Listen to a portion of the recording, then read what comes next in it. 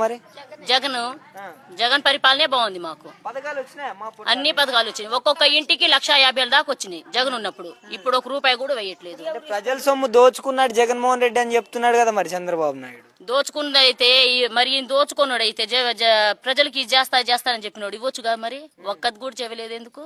జగన్మోహన్ రెడ్డి రాష్ట్రాన్ని అప్పుల పాలు చేసిపోయాడని చెప్తున్నాడు. ఎవరి పాలన వచ్చినప్పుడు వాళ్ళ గురించి వాళ్ళు గొప్పగానే చెప్పుకుంటారు. ఎవరైనా అంతే.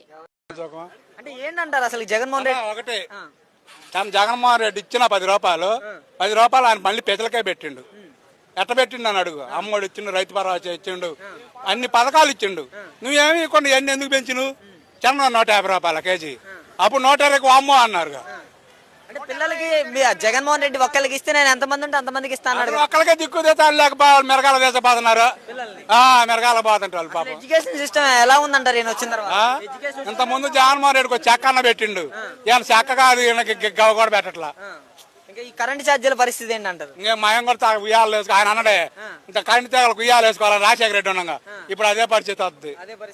ఉయ్యాలు వేసుకొని ఉరేసుకోవడం దానికి పట్టుకోండి. 6 నెలల కాలం వ్యవధిలో వీళ్ళ పరిపాలన తీరు ఎలా కొనసాగుతుంది అంటారు? ఏంటి ఇంకా తాగి ఎక్కి నాకు గద్దె ఎక్కి నాకు చెప్పుకున్నాం ఏం చెప్పు అంతే ఉండాలి.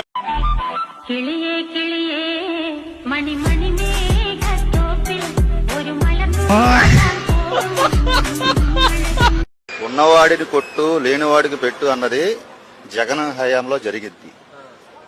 లేనివాడిని కొట్టు ఉన్నవాడిని పెంచు అన్నది చంద్రబాబు హయాంలో జరుగుద్ది. ఓన్లీ వన్స్ అమరావతి డెవలప్ చేస్తా, అది పెరిగిన తర్వాత నీ పిల్లలు బాగుపడతారు. ఇప్పుడు నా కడుపు నిండితే కదా నా పిల్లల్ని నేను పెంచుకోగలను.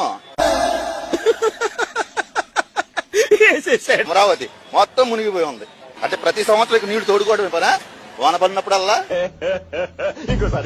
అంటే ప్రతి సంవత్సరం నీళ్లు తోడుకోవడమే పనా? వాన పడినప్పుడల్లా